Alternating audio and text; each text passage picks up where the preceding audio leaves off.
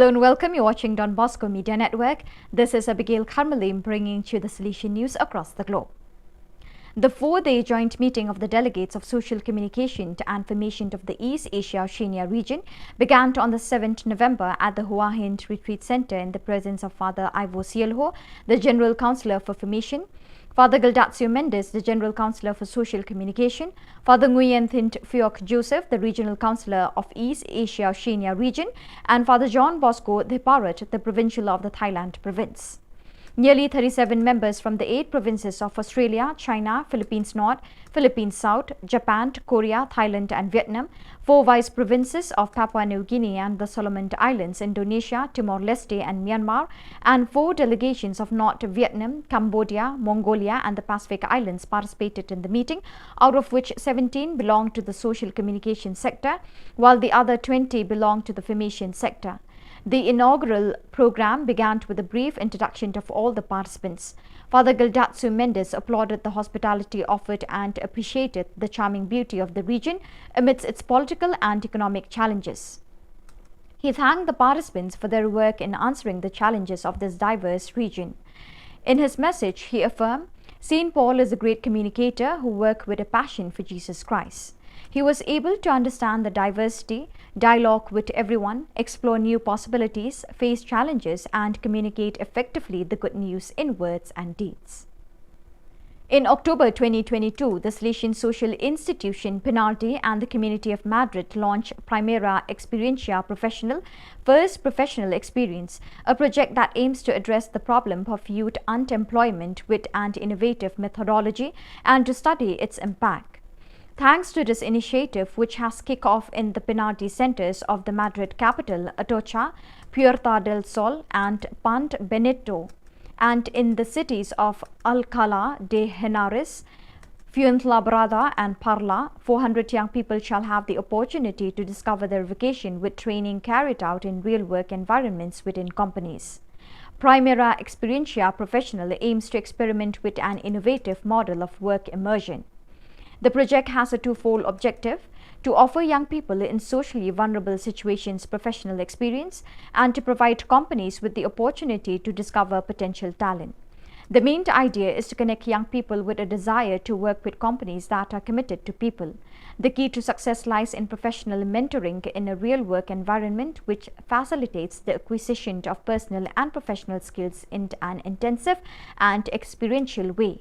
The project pursues an inclusive approach to training and learning, breaking down the barriers that often exist between young people and companies, and betting on those young people who have been left on the sidelines and instead are just waiting for a second chance to train, learn and discover their vocation. News and photos are coming in from Goma. The war between the regular armed forces and the rebels of the M23 group, accused of being supported by some neighboring countries, has caused thousands of people to flee towards the city. The suffering and dying are mostly women and children. Since the situation is perhaps little known in the world, missionaries active in the Democratic Republic of Congo decided to re-release the message of the provincial delegate for the eastern zone of the Central Africa Province, AFC-EST, who resides in Goma, and with it some sufficiently eloquent photos.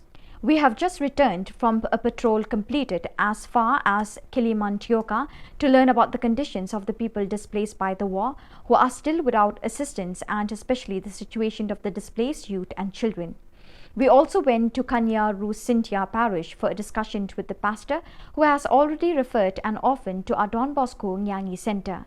It is difficult to witness, unable to intervene, the misery of which so many innocent people are being forced. There are more than 2,500 displaced and homeless families.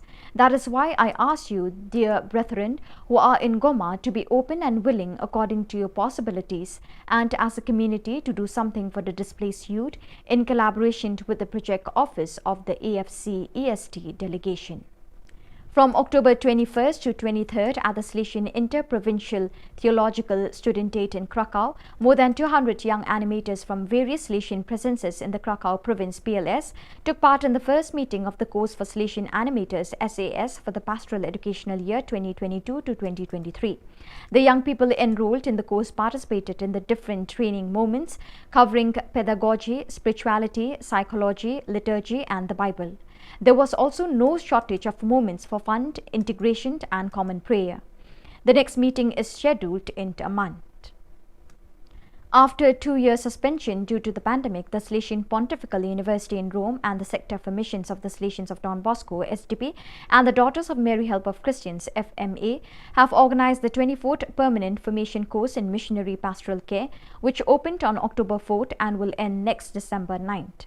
26 members of the Salesian family, 8 SDB, 15 FMA, 2 Missionary Sisters of Mary Help of Christians MSMHC, and 1 layperson who come from various missionary experiences or are preparing to live them are participating in this course. After an intense month of teachings given by distinguished lecturers, the 26 course participants had a special spiritual experience, a 3-day retreat in Assisi. They visited the places of St. Francis and St. Clare and were invited to make an inner journey in 3 stages: making memory, rediscovering the roots of one's vocation, unlearning in order to learn, purifying oneself from self-referential tendencies in order to welcome God's dream about each one, and revisiting the source, allowing the Lord to lead beyond oneself in order to rediscover missionary momentum. After these 3 days, the 26 participants returned to Rome to resume formation with great gratitude to the Lord and a renewed sense of responsibility. So viewers, with that we have come to the end of today's edition. Till we meet again, thank you for joining us.